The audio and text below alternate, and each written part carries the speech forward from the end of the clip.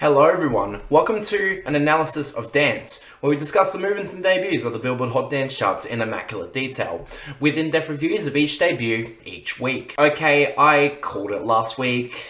Somewhat. Yes, Drake managed to stick around and we got another new number one as the charts reset to some form of normality, except there was surprisingly more movement below the top half that showed this chart could still be rather interesting even as Drake holds near the top once again. I mean, it's up in the air how many of these debuts will benefit from Drake's inevitable big falls next week, but it's interesting to see them here regardless. But of course, where this had little impact was our top 10. Yes, even with Break My Soul by Beyonce bouncing up to number one. This song might have the spot on lock for a while, dominating in sales with serious radio growth and streaming on the rise. It's absolutely a stable hit in the making, which is good too because it overtook Cold Heart P&A remixed by Elton John and Dua Lipa, rebounding to number 2 with strengths in all categories but not enough to get any higher. Then that leaves us with Drake, who actually managed to get massive to stick at number 3, mostly because it's getting a proper push to radio and otherwise seems pretty steady on streaming even if it did take the inevitable hit. He also saw Falling Back collapse off number 1 to number 4, expect this to go down with how badly streaming is tanking, as well as Text Go Green at number 5, which is even worse off. Unfortunately, as I kind of predicted last week, Marshmello and Khalid got Numb back into the top 10 at number 6. Radio seems mostly on board, sales surged, and streaming is slowly picking this up. This is gonna stick around.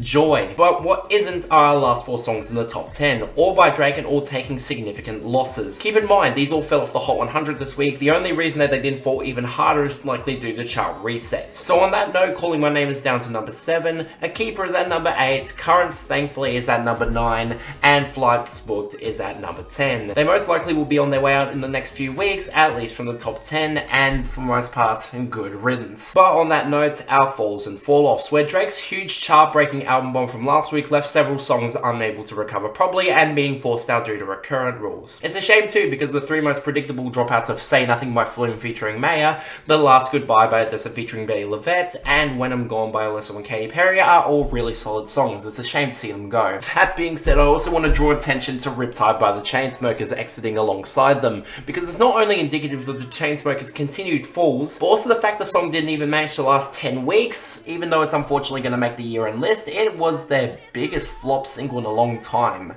Good riddance, the song is garbage. Hell, we saw that translate to our falls, where iPad collapsed to 49 and The Fall with Shipwreck dropped to 35. With what's coming from the Chainsmokers next week, I can at least see The Fall surviving, but iPad might have a long and painful road ahead of it. Just saying. Outside of that, Killer by FKA Twigs took an expected knock off the debut to 41, and Used to Know Me by Charlie XCX fell to 46. I mean, I gotta hope it holds on and manages to rebound, but given how much it's continuing to fall on the post-album bomb week, no guarantees this is gonna stick around and make the year-end list, which is a shame. But of course, what's most important in the post-album bomb week are our jumps and comebacks. We actually saw activity in both. I mean, they were incredibly small as you'd expect where Drake's sitting right now, but they're still important to highlight nonetheless. I mean, you could have easily predicted Baby Girl by Disco Lawrence to come back at 44. It's thankfully been given a proper release under Sony Music, which means it's now officially available across all streaming platforms. Good, the song is excellent. But we also need to talk about our 2 jumps outside of Numb and Cold Heart in the top 10, both of which show incredible quality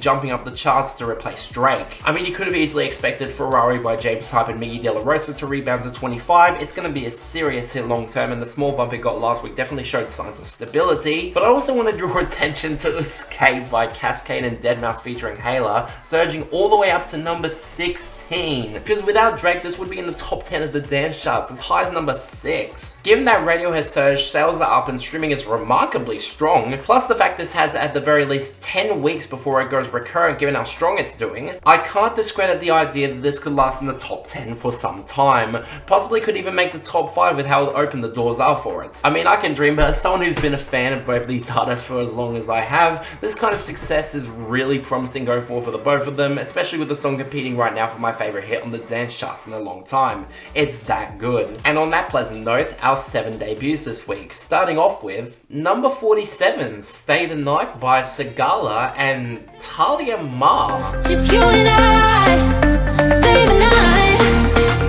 Even if we both get lost inside the lights, we'll be alright. So stay the night. just like last week, I'm kinda amazed this is only charting now. So context, Sigala released a song in late May, even earlier than that Jonas Blue track that didn't stick from last week. But what's more interesting comes in the guest singer Talia. She's a British singer and YouTuber who's most well known for being the fiance of one Simon Minter, a member of the Sidemen. On a note, as someone who's been watching the Sidemen for years now, I'm kind of really glad she's finally been given a big breakthrough like this. It's a promising start that I hope she builds on with future releases. Anyways, how was the song? Well, honestly, surprisingly great. Hell, this might be the most I've liked a Sigala single in a long time. It's that strong. Part of it is that this house beat is one of the most upbeat and hard-hitting grooves that Sigala has had in a long time. The pianos and smooth synths against the clean percussion kind of remind me of the UK house that got popular in the mid-2010s, which really is a compliment given how much I love that particular sound. Talia also sounds great. She's got this personality to her delivery that the fantastic vocal melodies and mixing really do help elevate. I mean, if I had any real critiques, it's that those pitch-shifted vocals during the drops are just awkward. I mean, I get they're meant to imitate the guy in the picture, but they sound really off and are placed in a really weird way where Talia tries to bounce off them a bit too late to really flow all that well into the verses. Still, it's really damn good, possibly great. I don't see this sticking around, unfortunately, but if it becomes a minor hit, I definitely can't complain. This is good stuff. Number 43, Afraid to Feel by LF System. When I look in your eyes, yes, are you afraid to feel what you know is real, like any other guy?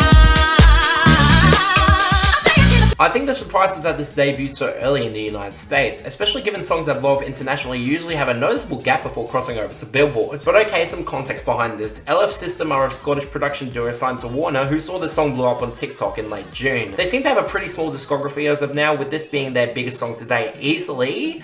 And I absolutely get why, because this song is goddamn excellent. For starters, the sample of Silk's I Can't Stop Turning You On is integrated perfectly, maintained the emotion and soul of the original 1979 song across the verses whilst also matching the overall vibe of this cover right here. The real highlights are the sudden tempo switches into the disco production on the drops, which not only chop the vocals really well to bounce off a beat in a satisfying manner, but also contain some fantastic backing production from the piano to that absolutely excellent bass line. I weirdly get some Fly Facilities vibes from this song if those guys decide to go full tech house. It's got that same sort of relaxed, clean production that makes those guys such personal favorites for me. So yeah, absolutely excellent. Really glad this is blowing up worldwide, and I can only hope it becomes a massive hit stateside. Check this out. Number 42, Laserbeam by Ray Volpe. Drop the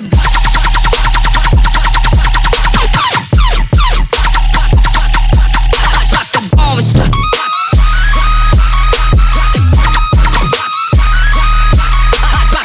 This is the first time that a Disciple release has managed to chart in the dance charts. Yeah, seriously. I mean, for a label that's been pretty well established and known within the dubstep sphere, to see this be the first song from it to cross over to Billboard, really surprising for me, honestly. But okay, Ray Volpe's been picking up a steady following for his releases on labels like Subsidia, Never Say Die, and Ulster. I've liked what I've heard from him, especially for modern dubstep and rhythm, and yeah, this is surprisingly great too. See, it's weird too, this kind of heavy Disciple dubstep usually doesn't work for me, but I think where this song connects is just how huge and well mixed it sounds. From the heavy bass and distant flute-esque pads against the boom and percussion, the song reveals straight away just how aggressive and dark it gets. And from there, it just maintains a really strong sense of atmosphere and energy as the vocal samples and laser sounds complement the groove into some really surprisingly well done drops that work way better than the majority of drops this label have had. Yes, that pitchy synth melody on the first drop is a little grating, and I will admit the second drop did take a while to get used to, but otherwise I had a ton of fun with this. It's not revolutionary, but it's clearly not trying to be, and when it has this much energy and strong production, yeah, this is really damn great. I can recommend it. And that feels weird to admit, not gonna lie. Number 40, AEIOU by Justin Quiles and Robin Schulz.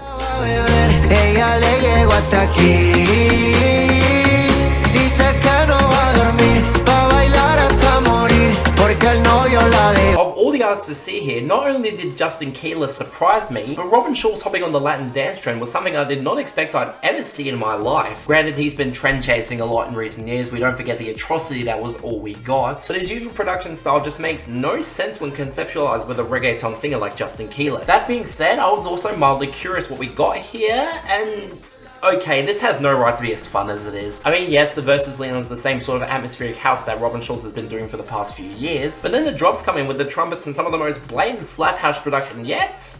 But they also sound really good with some great atmosphere, and said trumpets are mixed super well to create this anthemic swell. It also helps that Justin Quiles has a ton of personality here, especially on the drops where the vocal layering makes the backing vocals sound amazing and give the song a lot more energy and punch than I personally expected. I will say that the lyrics from what I translated are pretty goofy. I don't think the whole integration of the letters used in the title works particularly well next to the party-centered lyrics, but it's still fitting for this kind of groove and thus makes this quite likable. So yeah, really good stuff. I don't expect this to last, but hey, it's nice to see all the same. Check this out. Number 39, The Drop by Dimitri Vegas, David Guetta, Nicole, Scherzinger, and Azteck.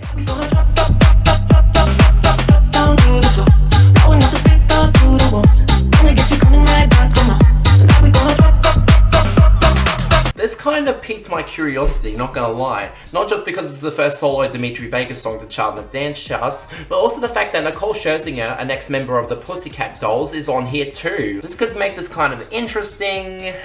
And unfortunately, that's just not the case because wow, this is seriously riding on the success of Do It To It. Part of this is how Nicole's vocals are integrated. Apparently she was told to sing on a slower beat so the producers can chop her vocals up, but not only does she sound buried as hell under all the reverb, the vocal production is hot and garbage where her vocals are such a non-presence that you can barely tell it's her. Shame too, because while the air horns across the song are absolutely out of place and make this come across really dated, the beat actually had some potential. It's not terrible in concept even if the execution with the slapdash structure, short length, and incredibly irritating snares just makes it something I'm not gonna listen to again. So yeah, this isn't remotely good. Let's pray it doesn't stick around. Next, number 32, Deep Down by Alok, Eyre, and Kenny Hyde featuring Never Dull. Dream about what we could have been if we tried up, but deep down wishing you were mine. Okay, so I actually had some curiosity behind this one. Not only did Alok's last single, Run Into Trouble, really grow on me, but seeing Eyre come back for this cut alongside producers Kenny Hype and Never Dull had me curious what the hell Alok was going to do next. So I went in with modest expectations and wow, this is really good too. I mean, yes, you could argue it's really dependent on the samples, where the piano melody is sampled from Crystal Waters' Gypsy Woman, and the vocal line on the hook is sampled from the Bucketheads of the Bomb, but both are integrated very nicely amongst a really groovy summery house vibe where Eyre's vocals are as charismatic as they've ever been. This is where I feel Kenny Hype and Never Dull really add in the production here. They provide nice groovy textures that support Alok's typically big sounding mixes and as such create a song that's both catchy, really fun, and perfect for the season. So yeah, this was yet another really fun song coming out this week. I don't expect it will stick because let's face it, Alok's runs of singles since Hear Me Now have been a total crapshoot in terms of longevity, but if it does last, I'm not gonna complain. Good stuff. And finally, number 26, Pogo by bbno Money and Diplo. She said she knows so. She want my mojo. She classic Soho. Going to Home Depot. She want my pogo. She want that. Quite frankly, I'm surprised it's taken this long for bbno Money to cross over to the dance charts, especially given Adamame was very house focused and could have very easily been counted as part of the dance charts last year. But okay, given that Diplo had already released one of the best albums of 2022, I was hoping this could be a ton of fun, especially knowing Diplo's last collab with a jokey rapper and Humble was pretty damn great.